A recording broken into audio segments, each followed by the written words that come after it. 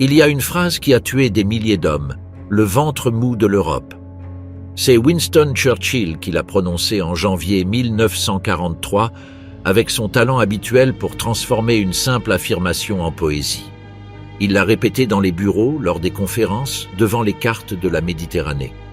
Et avec cette phrase, il a entraîné deux armées dans la campagne la plus longue, la plus sanglante et la plus controversée du front occidental. 500 navires de guerre fendront la mer sombre en formation.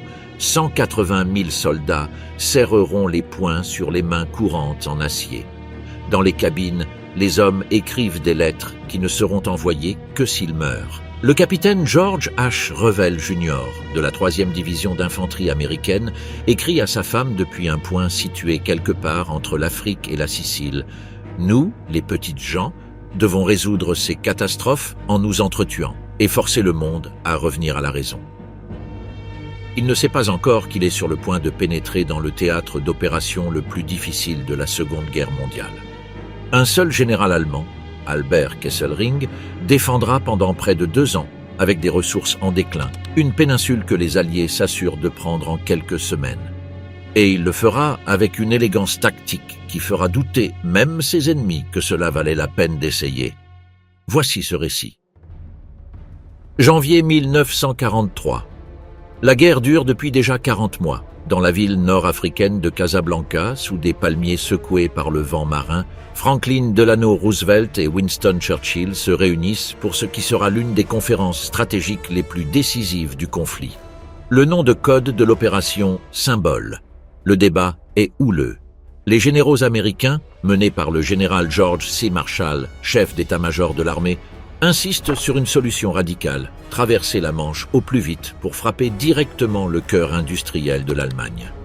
Marshall est un homme de bureau soigné, convaincu que personne n'a jamais eu d'idée originale après 3 heures de l'après-midi. Ses arguments sont clairs et froids. Chaque soldat, chaque char, chaque navire détourné vers la Méditerranée affaiblit le coup de grâce prévu dans le nord de l'Europe. Churchill a une autre vision. Le Premier ministre milite depuis des mois en faveur d'une offensive en Italie, décrivant la péninsule comme le ventre mou de l'Europe, la porte dérobée d'Hitler.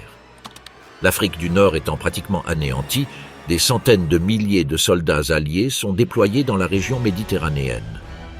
Il n'est pas possible de les ramener au Royaume-Uni à temps pour une quelconque opération en 1943. « Il faut en faire quelque chose », affirme Churchill, « sinon l'Union soviétique continuera à supporter seule le poids de 185 divisions allemandes. » Le général Sir Alan Brooke, chef d'état-major impérial britannique, renforce cet argument avec une précision quasi géométrique.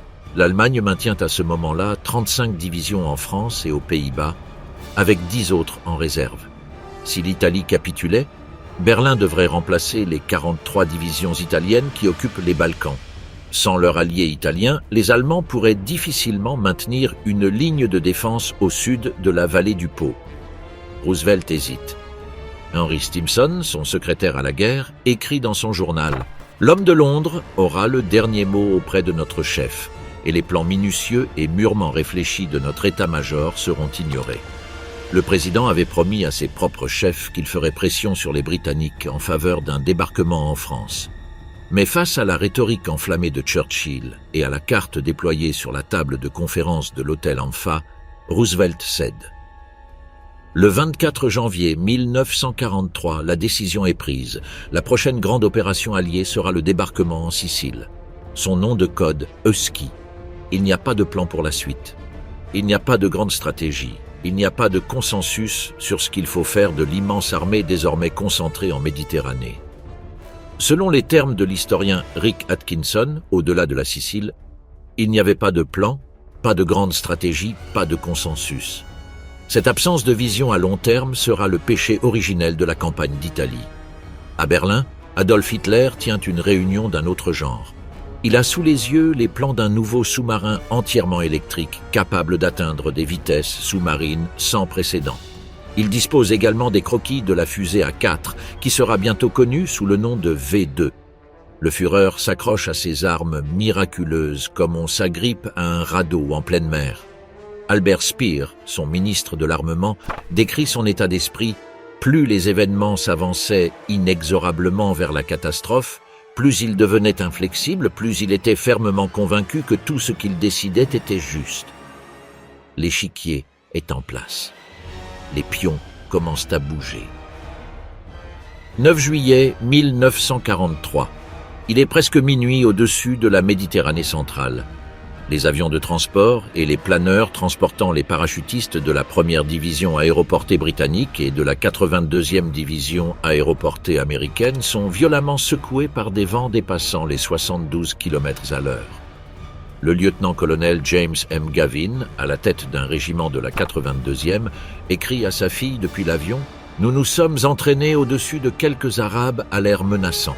Ça les met en colère qu'on leur tire dessus. » L'opération aéroportée est un désastre dès le début. Sur les 147 planeurs britanniques lancés cette nuit-là, 65 sont largués prématurément par leurs avions remorqueurs et s'abîment directement en mer. Parmi les autres, seuls 12 atterrissent près de leurs objectifs. Les parachutistes américains se retrouvent dispersés dans toute la campagne sicilienne, certains à des kilomètres de leur zone de saut.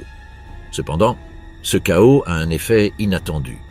Les petits groupes de parachutistes, errant sur les routes et les collines de Sicile, coupent les câbles téléphoniques, interceptent le courrier et attaquent des batteries isolées. La confusion qu'ils sèment parmi les défenseurs s'avérera plus précieuse que n'importe quelle mission accomplie. En juillet 1943, la Sicile est une île de 31 000 km² dominée par l'Etna, un volcan actif de 3300 mètres qui façonne le relief environnant. Elle est défendue par l'ensemble de la 6e armée italienne, appuyée par plusieurs divisions allemandes, soit plus de 300 000 hommes, des centaines de chars et plus d'1 millier d'avions. Mais le moral des Italiens est au plus bas. Le général Alfredo Guzzoni, commandant italien sur l'île, et le maréchal Albert Kesselring, à la tête des forces allemandes en Méditerranée, s'affrontent constamment sur chaque détail de la défense. À l'aube du 10 juillet, la plus grande flotte d'invasion jamais vue débarque sur les côtes méridionales de la Sicile. Sur le flanc ouest, les hommes de la 7e armée américaine sous les ordres du général George S. Patton Jr. débarquent. Sur le flanc est, c'est au tour de la 8e armée britannique, sous les ordres du général Bernard L. Montgomery, de débarquer. L'opération mobilise plus de 160 000 soldats lors de l'assaut initial, dépassant en nombre de divisions le débarquement en Normandie lui-même, qui aura lieu 11 mois plus tard. L'amiral Henry Kent Hewitt, commandant naval de la force opérationnelle américaine, avait déjà protesté énergiquement contre Patton pour avoir refusé un bombardement naval préalable au débarquement, arguant que l'effet de surprise était illusoire. Hewitt énumère 11 raisons pour lesquelles l'ennemi serait probablement en alerte, parmi lesquelles les fréquentes missions de reconnaissance photographique alliées au-dessus de l'île. Patton rejette ces arguments. Ce vétéran des guerres du désert mise sur la rapidité et l'efficacité de ses hommes. Les plages sont un véritable enfer pendant un court instant.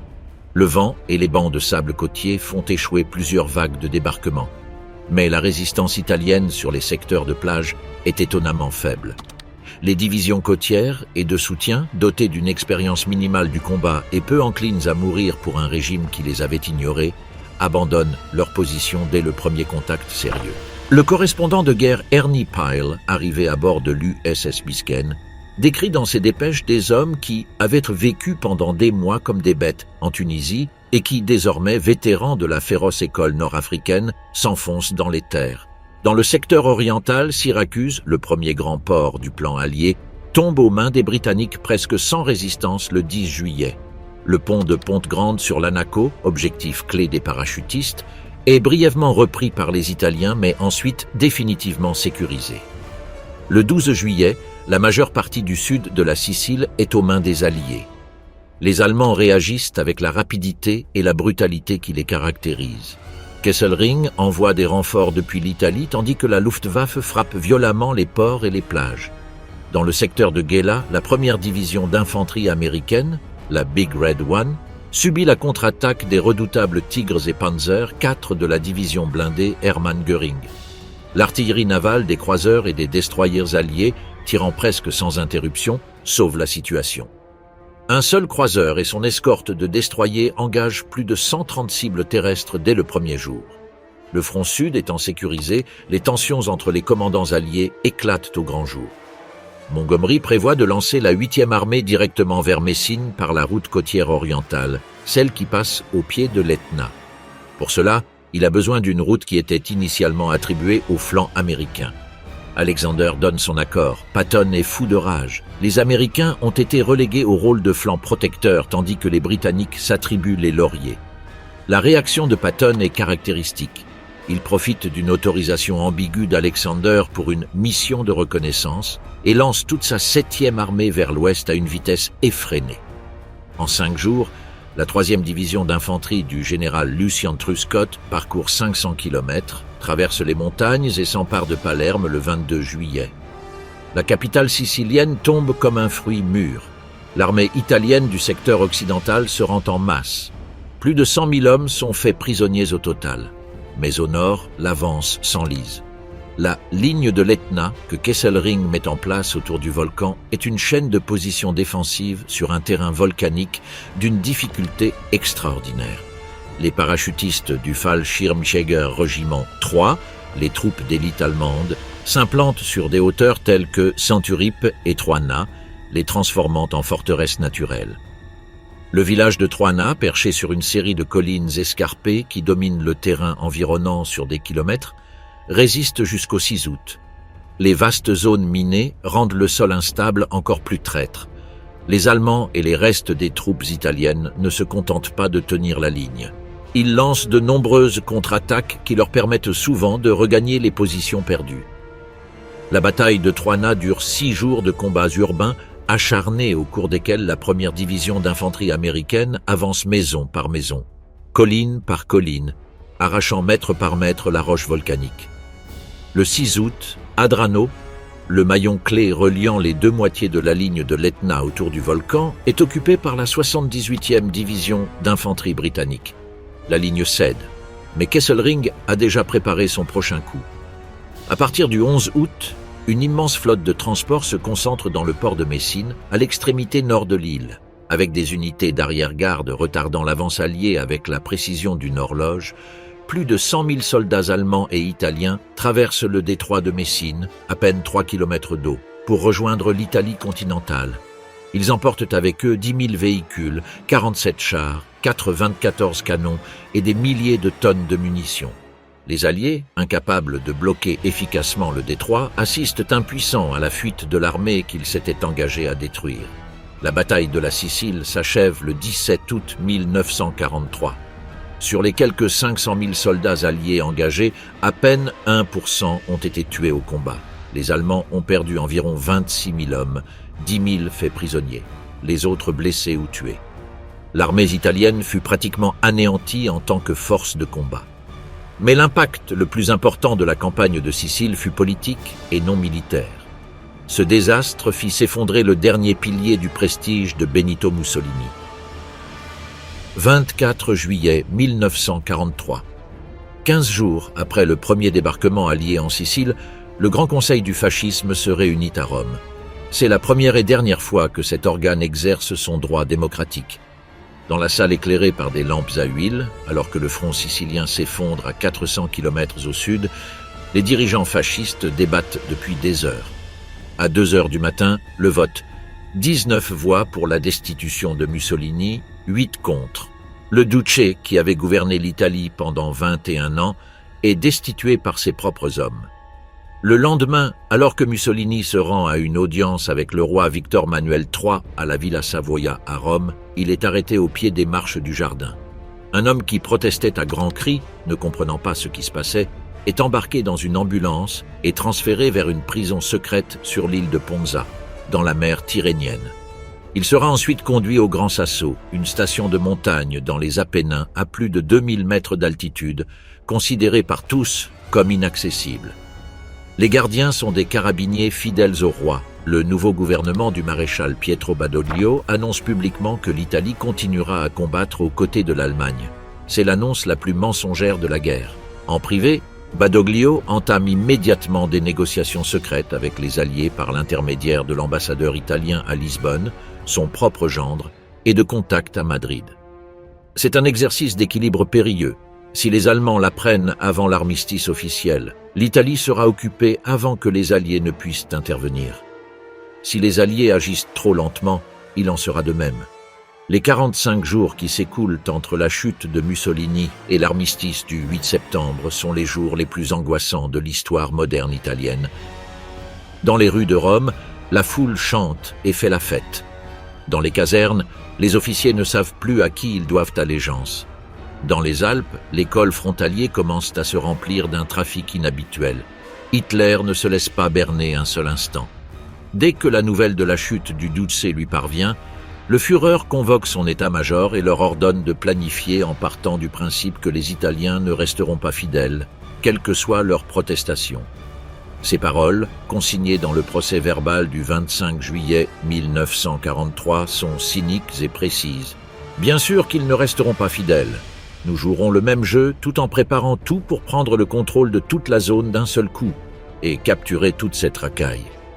Même le Vatican ne l'inquiète pas. On peut aussi s'en emparer, dit-il. Toute cette bande de porcs diplomatiques. Au cours des semaines suivantes, 16 nouvelles divisions allemandes traversent les Alpes pour se diriger vers le nord de l'Italie, avançant avec une rapidité et une efficacité que les Alliés, accaparés par la Sicile, ne parviennent pas à contrer. Le maréchal Erwin Rommel, nommé commandant du groupe d'armée B dans le nord, a une vision stratégique claire. Retirer toutes les forces allemandes au nord du Pô, établir une ligne défensive solide dans les Alpes et laisser les Alliés s'épuiser en avançant le long de la longue botte de la péninsule. Kesselring, commandant dans le sud, défend exactement le contraire. Le terrain italien est si favorable aux défenseurs qu'il est possible de combattre avec succès bien plus au sud, en forçant l'ennemi à payer un prix extrêmement élevé pour chaque kilomètre. Le débat entre Rommel et Kesselring est l'un des plus importants de la guerre. En octobre 1943, Hitler se range du côté de Kesselring. Rommel part pour l'Atlantique afin de superviser les défenses côtières de Normandie. Il ne le sait pas encore, mais il vient de manquer l'occasion de mettre fin à la guerre en Italie en 6 mois. Le 3 septembre 1943, la 8e armée britannique traverse le détroit de Messine pour rejoindre le continent italien dans le cadre de l'opération Baytown. L'opération Slapstick, quelques jours plus tard, amène des troupes britanniques au port de Tarente, au talon de la botte italienne. Kesselring, qui n'est pas un imbécile, ordonne simplement aux troupes du secteur de se retirer et de consolider leur position plus au nord. Privés de combat, les Britanniques, frustrés, avancent à pas de tortue, ralentis par des champs de mines, des barricades et des ponts détruits. Le 8 septembre 1943, à 6h30 du soir, l'armistice italien est annoncé publiquement par la BBC, avant même que Badoglio lui-même n'ait pu prononcer son allocution officielle à la radio. La réaction allemande est immédiate et brutale. En l'espace de quelques heures, dans le cadre de ce qu'ils appellent l'opération ACHSE, Axe, les forces allemandes en Italie procèdent au désarmement de toute l'armée italienne. Certaines divisions résistent. La division Aki, sur l'île de Céphalonie, combat pendant 10 jours avant d'être écrasée, après quoi les Allemands fusilleront plus de 5000 officiers et soldats italiens capturés, ce qui constitue l'un des plus grands crimes de guerre de l'histoire du front occidental. La plupart des unités, sans ordre clair et dont les commandants ont pris la fuite, se désorganisent tout simplement.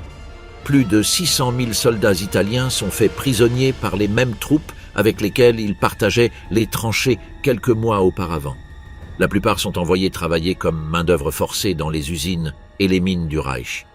Dans les camps d'internement de Pologne, d'Allemagne et d'Autriche, la mortalité parmi les internés militaires italiens, qui refusent de collaborer avec le nouveau régime de Mussolini, atteindra des pourcentages effrayants. On estime que plus de 50 000 d'entre eux meurent avant la fin de la guerre. Le gouvernement de Badoglio s'enfuit de Rome à l'aube du 9 septembre dans des circonstances dont l'histoire italienne se souviendra avec honte, sans prévenir les commandants de l'armée, sans instruction pour la garnison de la capitale, à bord voiture qui quitte le ministère de la guerre avant l'aube en direction du port de Pescara. Rome est occupée par les troupes allemandes le jour même. Quelques soldats italiens de la Divisione Granatieri di Sardegna combattent spontanément aux abords de la ville lors des combats de Porta San Paolo pendant des heures. Personne ne les soutient, ils sont écrasés. Mussolini, extrait de sa prison de montagne le 12 septembre lors d'une audacieuse opération de planeur commandée par l'Obersturmbannführer Otto Skorzeny, qui atterrit avec 9 planeurs DFS 230 sur le plateau rocheux du Campo Imperatore, à 2100 mètres d'altitude, après qu'un avion de reconnaissance eut repéré l'emplacement grâce aux traces laissées dans la neige, est installé comme pantin à la tête de la nouvelle République sociale italienne dans le nord occupé, dont le siège se trouve dans la ville de Salo, au bord du lac de Garde. L'Italie antifasciste que les Alliés espéraient trouver, cette Italie qui se rendrait et leur ouvrirait la voie vers le nord de l'Europe, s'effondre sous leurs yeux. À sa place, un pays divisé avec un gouvernement collaborationniste au nord et un gouvernement légitime mais impuissant au sud, occupé dans ses 2 tiers septentrionaux par une puissance étrangère efficace et impitoyable. La résistance commence à s'organiser dans les montagnes, les forêts et les quartiers populaires des villes du nord. Le 16 septembre 1943, le premier convoi de prisonniers juifs, 24 personnes, dont un enfant de 6 ans, part d'une ville du nord de l'Italie en direction d'Auschwitz. La période de protection relative que la politique de Mussolini, réticent à autoriser les déportations, avait accordée aux Juifs italiens touche à sa fin. Au cours des mois suivants, plus de 8000 Juifs italiens seront assassinés dans les camps d'extermination nazis. Churchill avait promis le ventre mou de l'Europe. Ce que les Alliés ont trouvé, c'était de l'acier. 9 septembre 1943. À 3h30 du matin, le simple soldat Ralph Fortunato de la 36e division d'infanterie américaine, la division du Texas, saute du bord de sa péniche de débarquement dans les eaux du golfe de Salerne. L'eau lui arrive aux épaules. Au-dessus de lui, les projecteurs allemands balayent l'horizon. Les mitrailleuses MG-42 ouvrent le feu. L'opération Avalanche commence sous les pires auspices. Le général Mark Clark, commandant de la 5e armée américaine et de la principale force d'assaut, a convaincu l'amiral Kent Hewitt de ne pas procéder à un bombardement naval préalable au débarquement. La justification : préserver l'effet de surprise. Cet argument est absurde. Les avions de reconnaissance de la Luftwaffe ont survolé la flotte alliée tout au long du trajet depuis la Sicile. Kesselring a eu largement le temps de deviner la cible la plus logique. Une bande de 35 km de plage près du port de Salerne, le point de débarquement amphibie le plus proche de Naples. Les 9 divisions alliées, 5 américaines et 4 britanniques, se lancent à l'assaut d'une côte qui a été méticuleusement préparée pour les accueillir. La 16e division blindée allemande, avec 36 chars Panzer IV et des canons anti-chars enfouis dans les dunes, attend. Les plages se transforment en véritable carnage. Alors que dans le secteur nord, les contingents britanniques se heurtent à une résistance un peu moins acharnée, leurs navires d'escorte tirent pendant 15 minutes sur les défenses allemandes avant que les soldats ne débarquent. Dans le secteur sud, les Américains paient le prix de l'improvisation. Les péniches touchent le fond sous une pluie de mortiers, d'obus d'artillerie et de tirs directs de mitrailleuses. Sur la plage de Paestum, près des ruines des temples grecs du VIe siècle avant Jésus-Christ, les hommes de la 36e division tombent dans l'eau ensanglantés.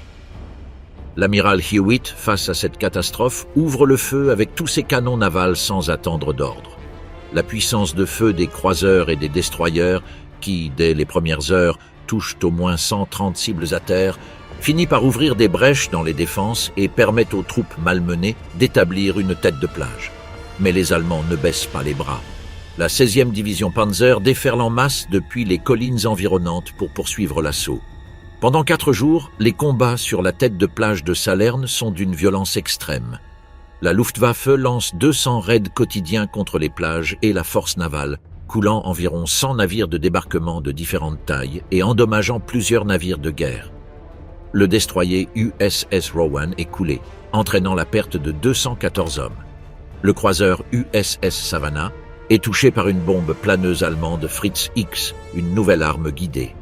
Le 13 septembre, Kesselring concentre 4 divisions blindées et lance une contre-attaque générale.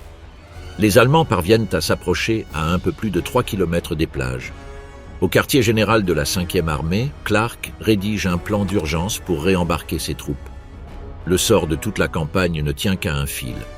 À ce moment critique, les tirs navals alliés sauvent la situation pour la 2e fois.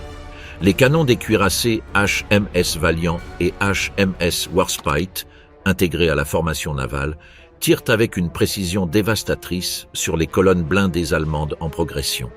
Le 14 septembre, le général Harold Alexander, commandant du 15e groupe d'armée, ordonne de larguer le quartier général de la 82e division aéroportée directement sur la tête de plage, dans le cadre d'une opération d'urgence et à titre de mesure désespérée de renfort. Le 16 septembre, la 8e armée de Montgomery, qui avance péniblement depuis le sud, établit le contact avec la 5e armée à Salerne. La tenaille menace. Kesselring reçoit l'ordre de Berlin de ne pas sacrifier ses divisions blindées dans des combats d'usure inutiles. Les panzers se replient vers le nord. Salerne est une victoire, mais une victoire presque perdue qui laisse les Alliés sérieusement affaiblis. Les pertes, au cours des 13 jours de combat, s'élèvent à plus de 14 000 hommes, entre morts, blessés et disparus, rien que du côté allié. Le moral de la 5e armée est au plus bas. Tandis que les soldats alliés consolident leur position, la ville de Naples est en ébullition. Le 27 septembre 1943, la population de la 2e plus grande ville d'Italie se soulève spontanément contre les occupants allemands dans ce que l'histoire retiendra sous le nom des 4 journées de Naples. Pendant 4 jours, des civils armés d'armes capturés, des partisans équipés de peu plus que de la dynamite et les vestiges de l'armée italienne combattent les troupes de la SS et de la Wehrmacht lors d'un soulèvement d'un courage extraordinaire qui oblige les Allemands à se retirer de la région. Le 1er octobre, les premières unités alliées entrent dans Naples. Ce qu'ils y découvrent bouleverse même les soldats les plus endurcis. Les Allemands ont méthodiquement dynamité le port, faisant couler des centaines de bateaux les uns sur les autres pour bloquer les voies d'accès. Le réseau d'eau potable est détruit. Les réseaux électriques ont été sabotés. Les bibliothèques et les archives universitaires ont été incendiées. Dans les quartiers populaires, les enfants fouillaient les décombres à la recherche de nourriture. Une femme recouverte de poussière blanche se tient debout parmi les décombres d'un immeuble effondré, telle la femme de Lot transformée en statue de sel, décrit l'officier de renseignement britannique Norman Lewis. L'historien de l'armée américaine rapporte que les bombes à retardement placées par les Allemands dans les bâtiments publics continueront d'exploser pendant 3 semaines. Le 7 octobre, la première bombe explose au siège de la poste de la Via Monte Oliveto, arrachant les 2 premiers étages du bâtiment et projetant des fragments d'acier et de marbre à plus de 90 mètres. Lorsque les sapeurs recherchent des explosifs dans la caserne du prince de Piémont, ils découvrent près d'1 tonne d'explosifs équipés d'une détonatrice allemande programmée pour exploser le mardi 19 octobre à 7 heures du matin. En 3 mois, cependant, le port de Naples traitera un tonnage supérieur à celui du port de New York. L'ingéniosité des Alliés et la sueur des Italiens transforment les décombres en l'artère logistique la plus importante du théâtre méditerranéen. Novembre 1943. L'armée alliée regarde vers le nord et voit ce que Kesselring leur a réservé. La ligne Gustave est un chef-d'œuvre d'ingénierie militaire défensive. Elle s'étend à travers l'Italie centrale sur près de 140 km, depuis l'embouchure du Garigliano dans la mer Tyrrhénienne jusqu'au Sangro sur l'Adriatique. Son point d'inflexion central, le sommet où la ligne est la plus dense, la plus profonde et la plus meurtrière, est un massif montagneux qui domine la vallée du Liri, le mont Cassin. Il ne s'agit pas d'un front de tranchées à la manière de la Première Guerre mondiale. C'est quelque chose de plus sophistiqué et de plus redoutable. Un système de position encastré dans le relief naturel, tirant parti de chaque éperon rocheux, de chaque crête, de chaque fond de ravin pour transformer le paysage lui-même en une arme. Des kilomètres de barbelés, des fossés anti-chars de 3 mètres de profondeur, des bunkers en béton armés aux murs de 80 cm, orientés de manière à permettre des tirs croisés, des champs de mines d'une densité si extrême que le génie de combat allié estimera qu'il faudra 1000 ponts pour atteindre le Pô. Et par-dessus tout cela, l'hiver. Les soldats alliés qui avancent vers la ligne Gustave en novembre 1943 se heurtent de plein fouet à ce que Churchill lui-même qualifiera de « férocité changeante » du climat italien. Les pluies d'automne transforment les rivières en torrents dont le niveau dépasse de 2 à 3 mètres leur niveau normal.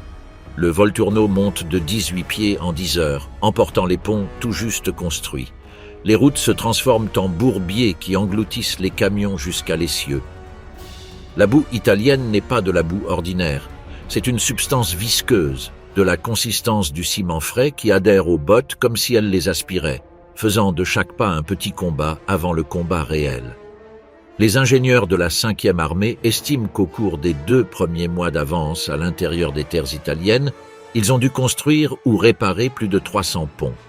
Le bois se fait rare. Les sapeurs improvisent avec ce qu'ils trouvent. Des baignoires en marbre, des statues arrachées aux fontaines des villages, des structures de lits en fer forgé trouvées dans les maisons détruites. Un rapport technique de l'époque relate sans ironie que les cratères de bombes ont été comblés avec des baignoires cassées, des statues, des lavabos et des chapeaux Fedora de luxe. Les guerres devraient se dérouler dans un pays plus agréable que celui-ci, écrit le général John P. Lucas dans son journal. Les lignes défensives se succèdent comme les couches d'un oignon.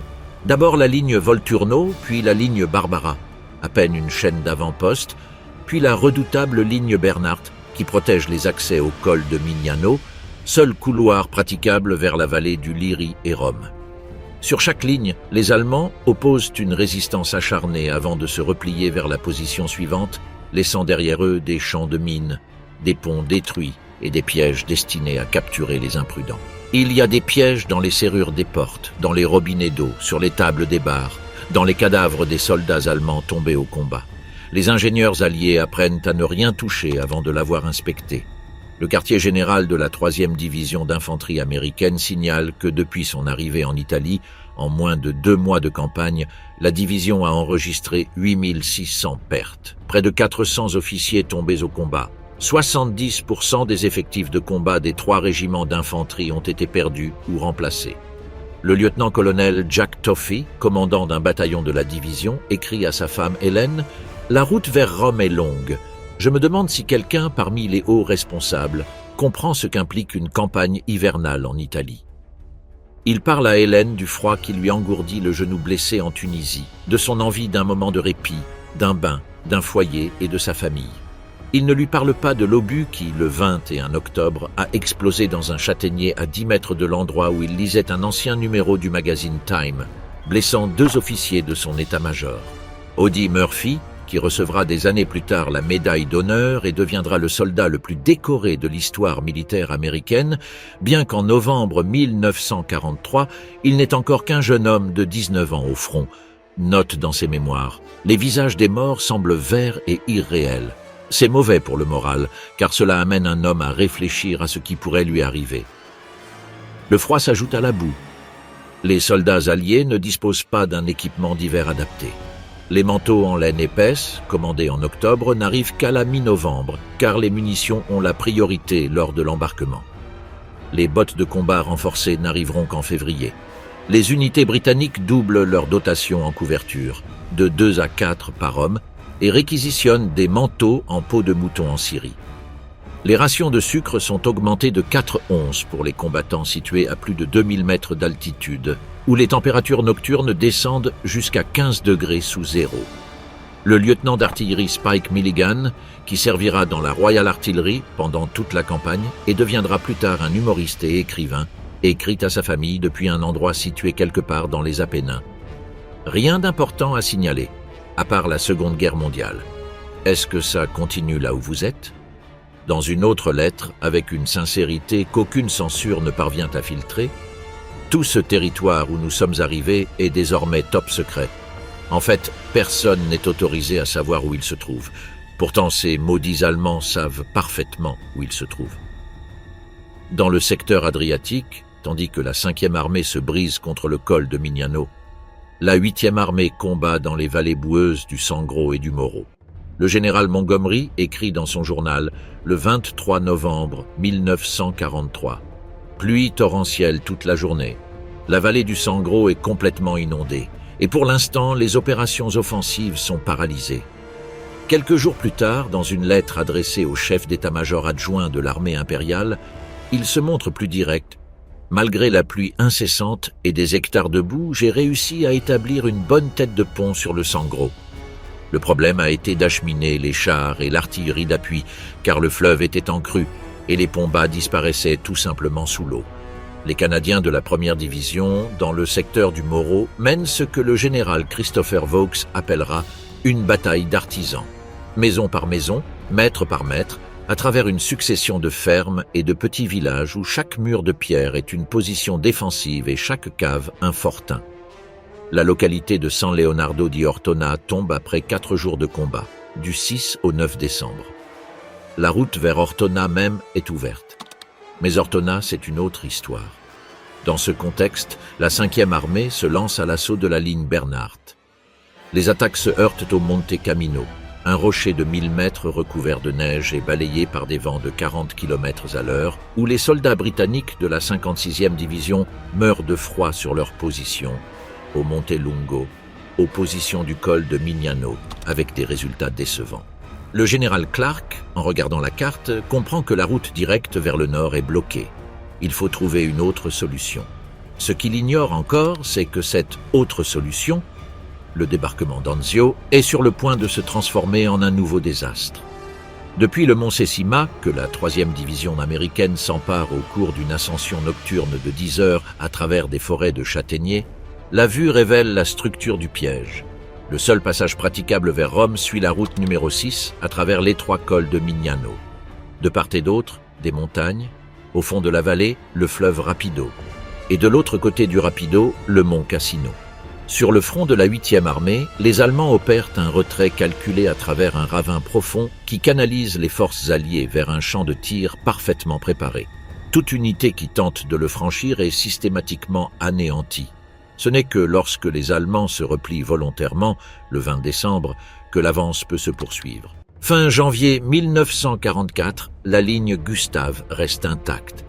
Rome se trouve à 100 km au nord, mais elle pourrait tout aussi bien être sur la Lune. Le général Alexander envoie un télégramme à Londres le 21 octobre 1943, avec une franchise que les généraux réservent habituellement dans leurs journaux intimes. Nous sommes engagés dans une longue et coûteuse avancée vers Rome, une partie de résistance. Churchill examine la carte et résume la situation avec une honnêteté brutale. 3 mois de combat, plus de 100 000 pertes, et l'armée alliée n'a même pas atteint les abords de Cassino.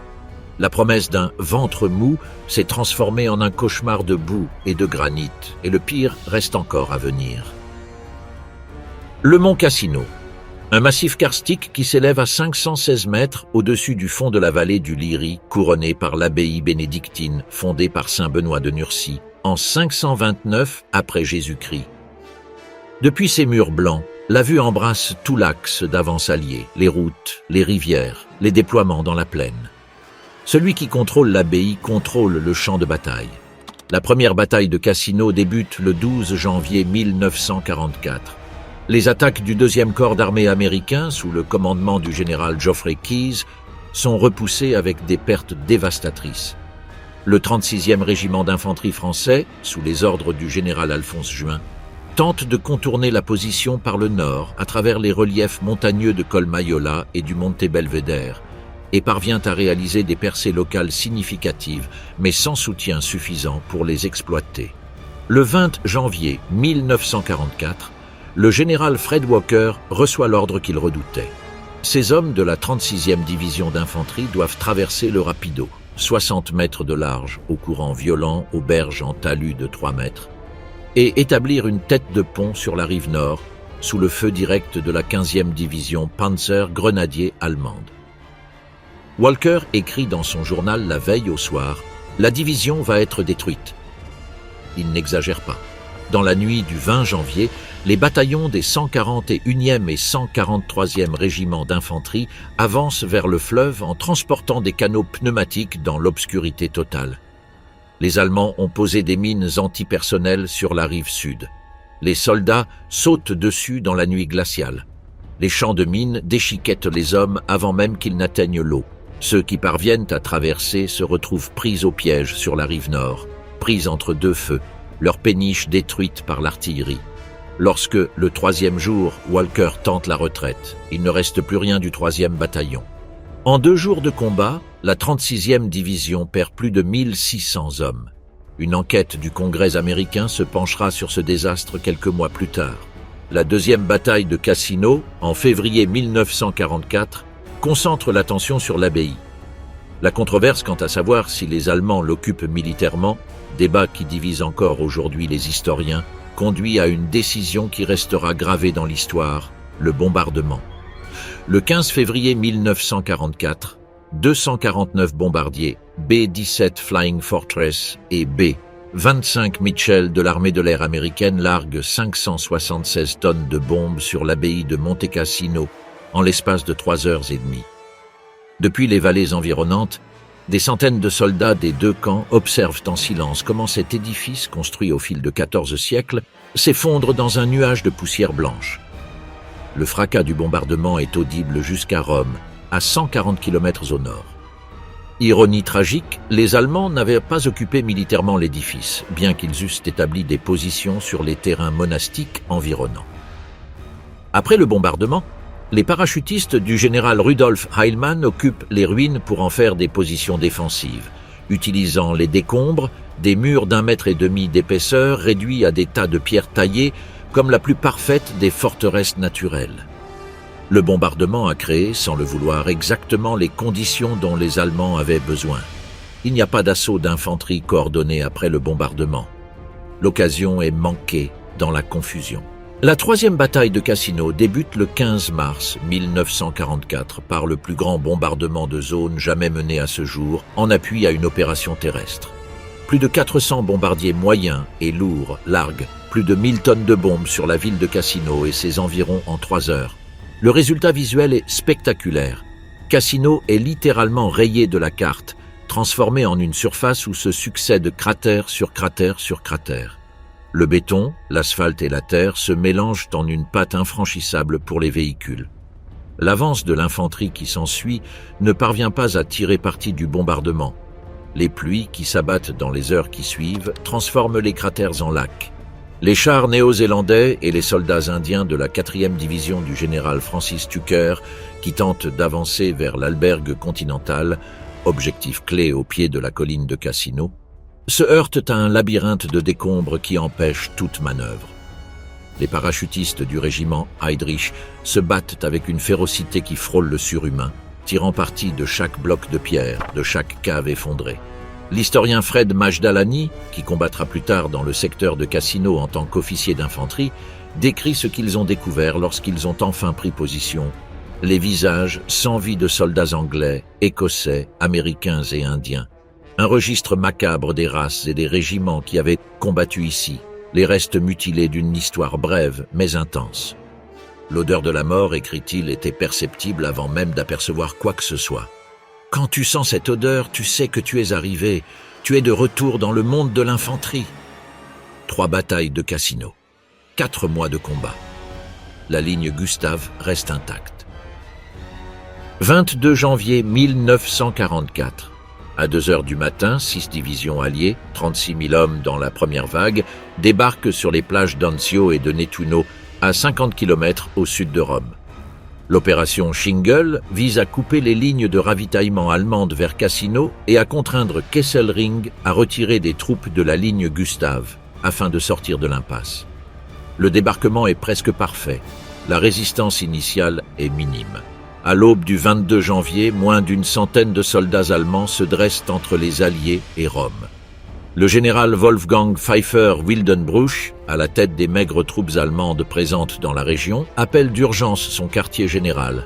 La porte de Rome est grande ouverte. Le général John P. Lucas, commandant du 6e corps américain à la tête de l'opération, ne la franchit pas.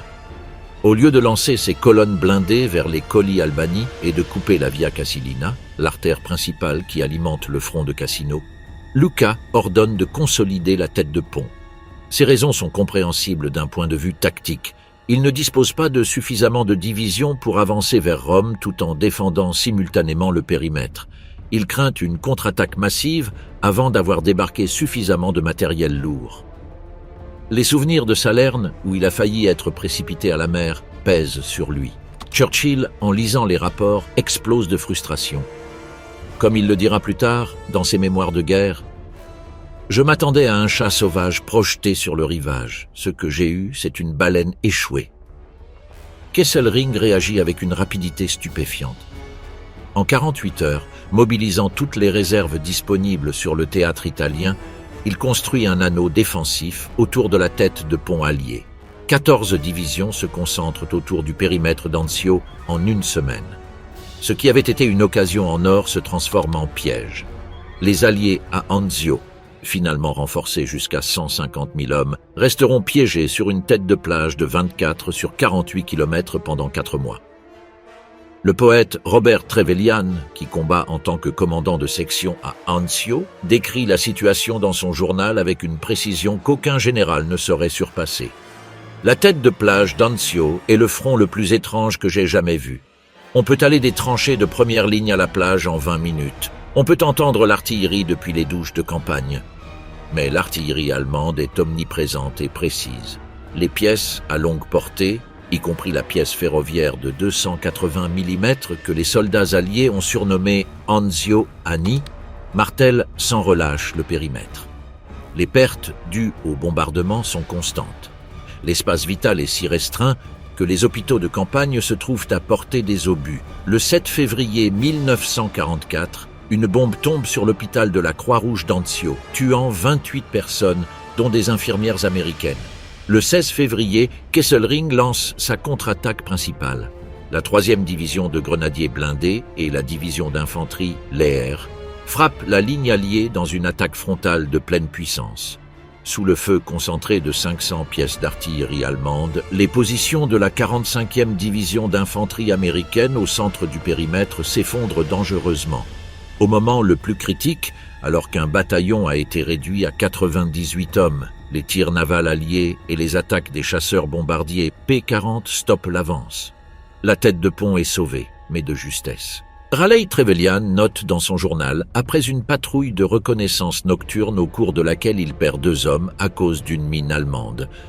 Je me suis retourné et j'ai vu un homme allongé, immobile, et plus loin un autre qui poussait de légers gémissements. Le sergent sapeur et moi avons soulevé le premier. C'était l'officier du génie. Son visage était pratiquement déchiqueté. Il était mort, sans aucun doute. J'ai soulevé l'autre, qui n'émettait plus aucun son. C'était le caporal Atkinson. La moitié inférieure de son corps avait disparu.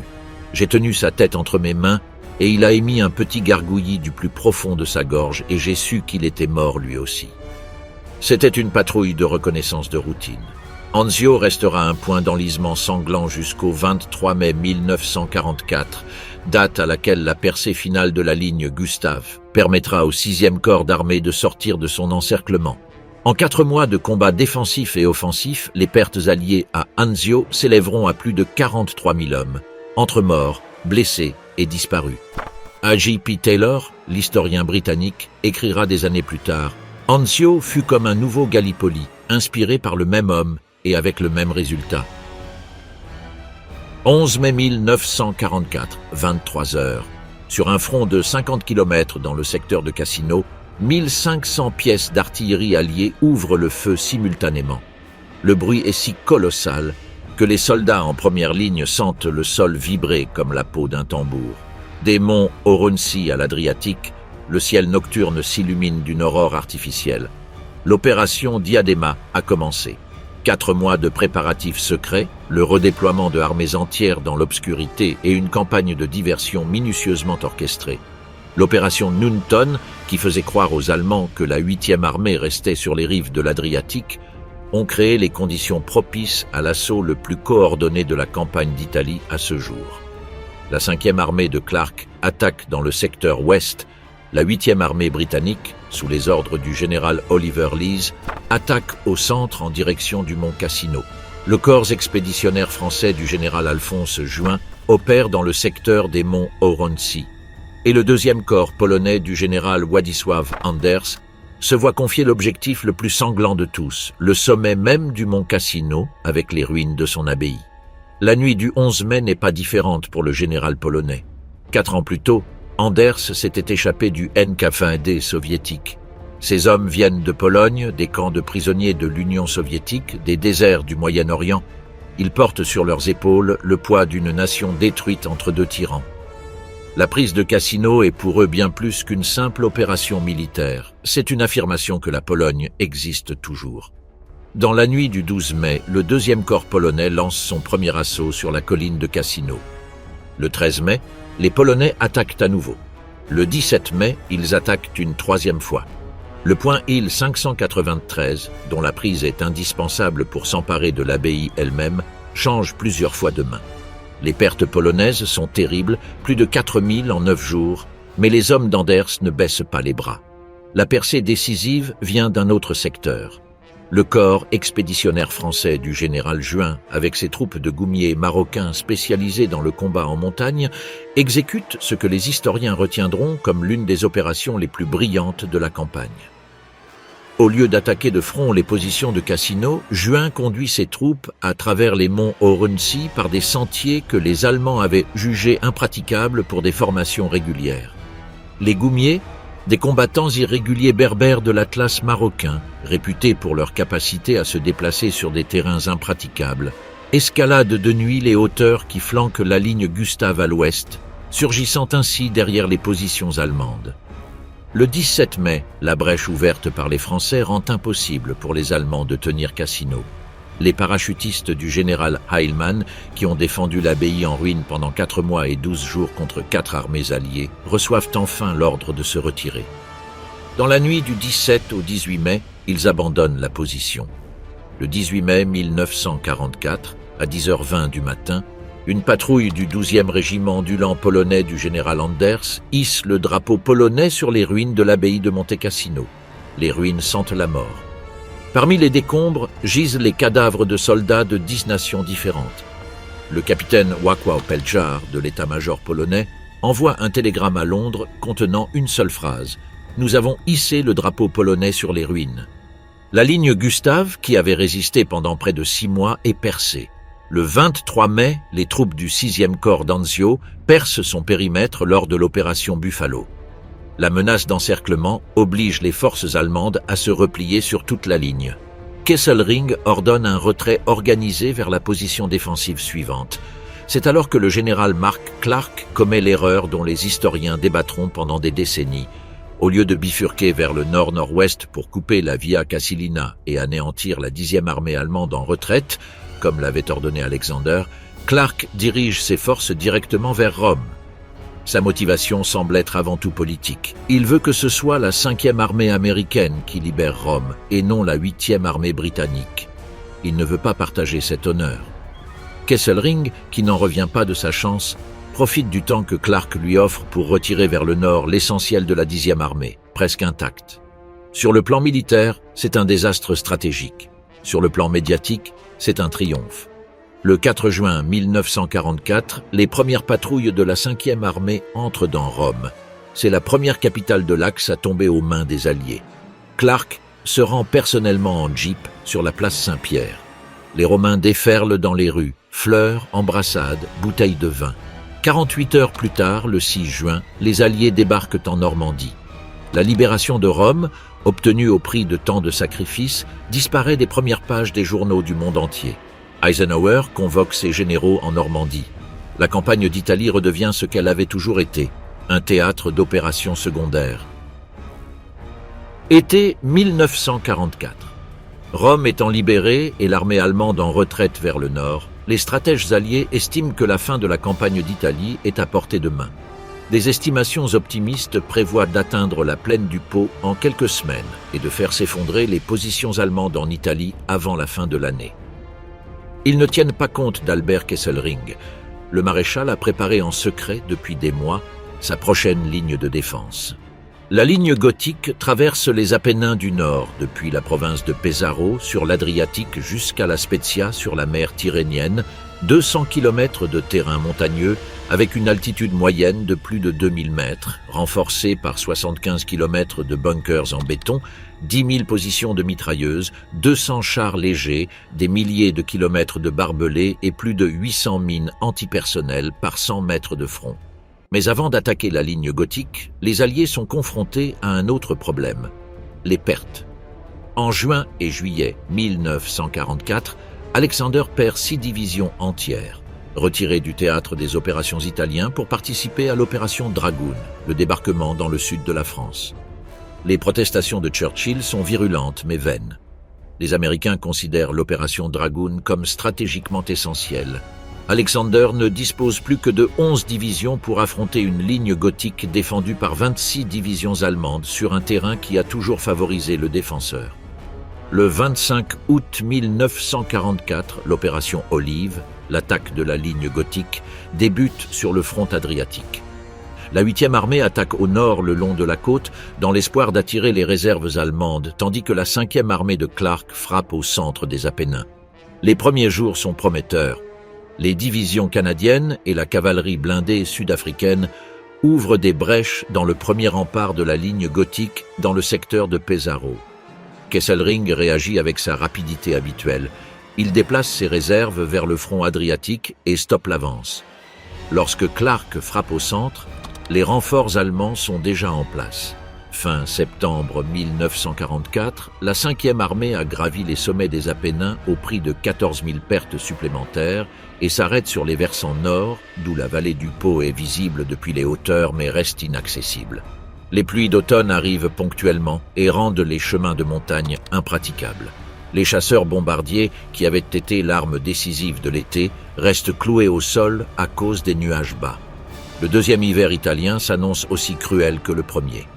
En octobre 1944, Kesselring est victime d'un grave accident de voiture qui le met temporairement hors de combat. C'est la fois où les Alliés ont été le plus près d'éliminer leur adversaire le plus habile. À son retour, Hitler lui-même le nomme commandant en chef du front occidental, l'envoyant tenter de sauver une situation déjà irrécupérable en Allemagne. Son remplaçant en Italie est le général Heinrich von Vietinghoff, un officier compétent mais dépourvu du génie instinctif de Kesselring pour le théâtre des opérations italiens. L'hiver 1944 à 1945 est une répétition du précédent, avec quelques variations. Les mêmes montagnes, la même boue, les mêmes rivières en crue, les mêmes morts gelés sur les soutènements en pierre. Une force allemande en recul général sur tous les fronts. À l'est, l'armée rouge a franchi la Vistule. À l'ouest, l'offensive des Ardennes de décembre 1944 échoue et laisse l'Allemagne sans réserve, mais qui, en Italie, trouve encore la force de stabiliser le front et de lancer en décembre une contre-attaque locale qui permet de regagner brièvement un tronçon de la ligne gothique. Le moral des Alliés est en berne. Les soldats sont en Italie depuis 16 mois. De nombreuses unités ont subi des pertes de 100% et ont été reconstituées une ou deux fois. Le caporal Spike Milligan, artilleur dans la Royal Artillery, écrit à sa famille « Rien d'important à signaler, à part la Seconde Guerre mondiale. Est-ce qu'elle continue là où vous êtes ?»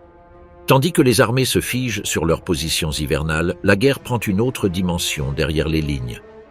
Dans le nord de l'Italie occupée, la résistance gagne en ampleur et en audace. Les partisans des brigades Garibaldi, communistes, de la formation Giustizia e Libertà, libéraux socialistes, et de dizaines d'organisations autonomes harcèlent les convois allemands, libèrent des prisonniers alliés en fuite et maintiennent le contrôle de plusieurs zones rurales dans les Apennins et le Piémont. Eric Newby, officier de la 7e division blindée britannique capturée en 1942 lors du raid de Berat en Albanie, s'échappe d'un camp de prisonniers et est caché pendant des mois par des paysans des Apennins émiliens. Dans ses mémoires, il décrit comment Luigi, un fermier qui risque la vie de toute sa famille pour le cacher, lui donne de la grappa lorsque les Allemands inspectent la ferme. Quand les Allemands sont arrivés, j'étais dans la cour. Ils ont braqué leur lampe de poche sur mon visage et l'espace d'un instant, je n'ai plus rien vu. Nero s'est mis à aboyer et s'est dirigé vers eux comme il le fait toujours avec tout le monde.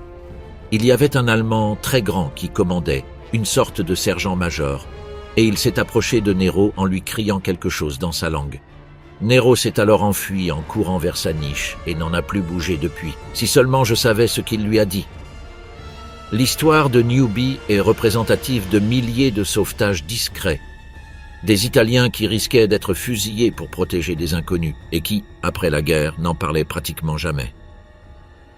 Printemps 1945. Le monde s'effondre sur l'Allemagne de toutes parts. À l'est, l'armée rouge a franchi l'Oder à moins de 80 km de Berlin. À l'ouest, les armées d'Eisenhower ont franchi le Rhin en plusieurs points. En Hongrie, les dernières tentatives allemandes pour conserver le contrôle du pétrole des Balkans ont échoué lors de l'opération Frühlingserwachen de mars 1945. Et en Italie, le général Heinrich von Wittinghoff est confronté à une impasse tactique mais a reçu l'ordre d'Hitler de ne pas céder un pouce de terrain. La 5e armée et la 8e armée ont été renforcées pendant les mois d'hiver par un éventail international d'unités qui reflète la dimension mondiale du conflit. On y trouve des soldats brésiliens de la force expéditionnaire brésilienne, la FEB, les premières troupes brésiliennes à combattre en Europe depuis la guerre du Paraguay, 80 ans plus tôt. Il y a plusieurs milliers de volontaires italiens entraînés par les Britanniques, d'anciens prisonniers de guerre qui ont choisi de se battre aux côtés des Alliés. On y trouve des Grecs, des Néo-Zélandais, des Sud-Africains, des Palestiniens, tant juifs qu'arabes, ainsi que des Polonais du 2e corps d'Anders qui combattent sans interruption depuis Cassino. La coalition alliée en Italie à la fin de la guerre est la plus diversifiée de tous les théâtres d'opération du conflit.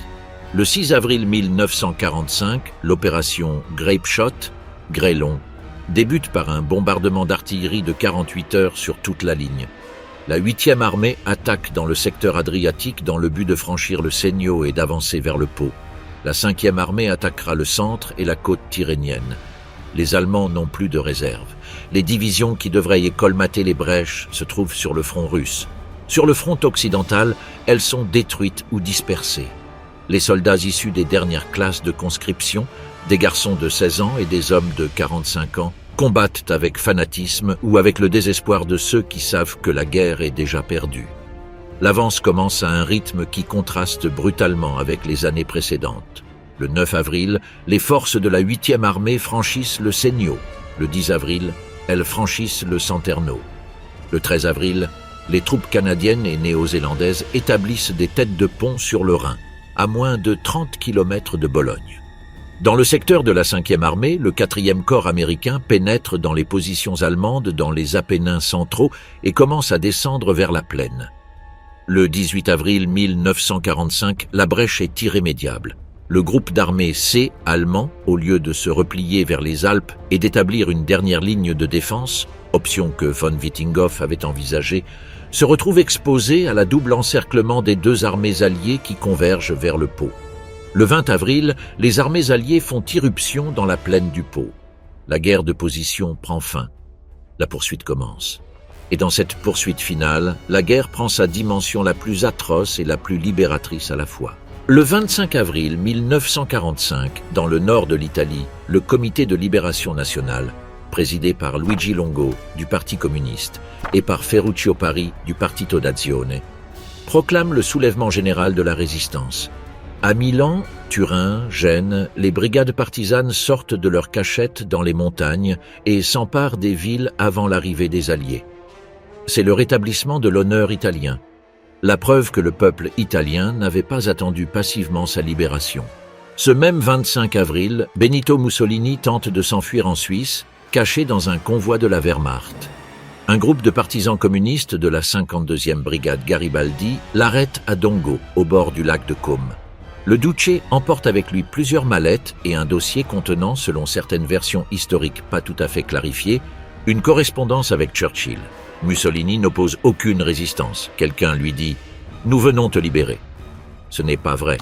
Le 28 avril 1945, Benito Mussolini et sa compagne Claretta Petacci sont exécutés dans la villa de Giulino di Mezzegra, à Blevio. Les corps sont transportés à Milan et pendus la tête en bas dans une station-service du quartier de Piazzale Loreto, à l'endroit même où, quelques mois auparavant, les Allemands avaient exposé les corps de 15 partisans fusillés. 2 jours plus tard, le 30 avril, Adolf Hitler se suicide dans son bunker de Berlin. Le 2 mai 1945, le général Heinrich von Wittinghoff signe la capitulation sans condition de toutes les forces allemandes en Italie, dans la ville de Caserte. La signature a lieu à 14 heures, dans le palais bourbonien du XVIIIe siècle, où se trouve le quartier général allié en Italie. Ce sera la première capitulation massive des forces allemandes sur tous les théâtres d'opération. La campagne d'Italie prend fin le 2 mai 1945, 6 jours avant la fin officielle de la guerre en Europe. 1 million de soldats alliés ont combattu en Italie entre le 9 juillet 1943 et le 2 mai 1945. Parmi eux, plus de 300 000 ont été victimes. Morts, blessés, prisonniers, disparus. L'armée allemande a perdu plus d'un demi-million d'hommes au cours de la même période. Depuis 80 ans, les historiens se demandent si cela en valait la peine. Le général Sir William Jackson, dans son histoire officielle de la campagne, souligne l'effet d'usure. L'Italie a retenu entre 18 et 23 divisions allemandes qui, sans cela, auraient pu être déployées en Normandie ou sur le front russe. À l'été 1944, alors qu'Eisenhower luttait pour consolider la tête de pont en Normandie, 19 divisions allemandes étaient écrasées contre la ligne Gustave par les 5e et 8e armées alliées. L'historien Norman Stone a fait valoir que l'expérience italienne, paradoxalement, a donné aux généraux allemands la volonté de continuer à résister.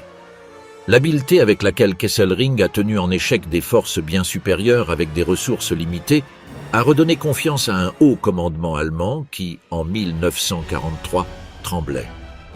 La thèse contraire a de puissants défenseurs. L'historien John Grigg soutient qu'il était fallacieux de supposer que le maintien des troupes allemandes dans le sud de l'Europe dépendait du fait que les Alliés y maintiennent un front de combat important. Il y avait davantage de divisions allemandes en France avant le jour J qu'en Italie, sans que personne n'attaque. La simple menace potentielle aurait suffi à les maintenir sur place. Le général Sir Harold Alexander, le plus gentleman, selon la qualification de Liddell Hart de tous les grands commandants alliés, lança 3 grandes offensives avec son 15e groupe d'armées en mai 1944, en août 1944 et en avril 1945. Seule la dernière atteignit pleinement son objectif. Les 2 premières se sont heurtées à Kesselring qui trouvait toujours le moyen de retirer ses forces avant qu'elles ne soient anéanties. Mark Clark, le plus controversé des généraux alliés en Italie, a suscité autant d'éloges que de critiques. Un officier froid, distingué, prétentieux, égoïste, intelligent, intellectuel et capable d'obtenir rapidement d'excellents résultats, selon le jugement rarement neutre de l'un de ses collègues américains. Ses lettres privées, révélées des décennies plus tard, montrent qu'il n'avait pas un seul mot positif à l'égard de Montgomery, Lees, McCreary, ni même Alexander, qui, chacun à sa manière, lui avait apporté un soutien considérable. Et Kesselring, le principal acteur allemand sur le théâtre des opérations italiens, fut également le plus admirable sur le plan militaire et le plus engagé sur le plan moral. En Italie, Kesselring ordonna des représailles massives contre la population civile italienne en réponse aux actions de la résistance. Le massacre des Fosses Ardéatines, le 24 mars 1944, 335 civils et partisans italiens fusillés dans des aqueducs à la périphérie de Rome en représailles à un attentat partisan qui avait coûté la vie à 33 policiers allemands, fut ordonné sous son commandement. Jugé en 1947 pour crime de guerre, il fut initialement condamné à mort. La peine fut commuée en réclusion à perpétuité, puis réduite en 1952 pour raison de santé. Le bilan final dressé par Churchill est le plus honnête. La campagne d'Italie n'a jamais donné les résultats spectaculaires qu'il espérait. Elle n'a pas ouvert la voie vers les Balkans. Elle n'a pas provoqué l'effondrement immédiat de l'Allemagne. Elle n'a pas abouti au point faible de sa rhétorique à Casablanca. Mais elle a mobilisé des divisions allemandes, a fourni aux Alliés une expérience amphibie inestimable pour la Normandie et a libéré un peuple qui, dans les dernières semaines de la guerre, a trouvé le courage de se libérer lui-même. Pour ceux qui y ont combattu, les Farm Boys de l'Iowa, les Tommies du Yorkshire, les Goumiers de l'Atlas, les Polonais d'Anders, les Guerrieros du Piémont, l'Italie était simplement le lieu où ils ont combattu les Allemands et contribué à gagner la guerre. John Strawson, officier du 4e régiment de hussards qui a participé à la campagne et l'a étudiée pendant des décennies, la résume avec une clarté qu'aucune analyse stratégique ne parvient à surpasser. Pour ceux d'entre nous qui y avons pris part au plus près de la réalité du terrain, l'Italie était simplement un endroit où combattre les Allemands et contribuer à gagner la guerre. C'était peut-être une chance que nous la voyions ainsi, car au fond, c'est bien cela que signifiait la campagne. Et c'est à l'aune de cette contribution qu'il faut juger de son importance. La boue a séché, les rivières ont retrouvé leur lit, Les oliviers ont repoussé sur les collines dévastées. Et dans les cimetières militaires qui parsèment le centre de l'Italie, Cassino, Anzio, Monte Cassino, Arezzo, Bologne, Ravenne, 105 000 soldats alliés reposent en terre italienne sous des croix blanches et des étoiles de David parfaitement alignées. Comme l'écrivait le capitaine Revel avant la Sicile, les petites gens ont dû résoudre la catastrophe en s'entretuant. Ils ont forcé le monde à revenir à la raison.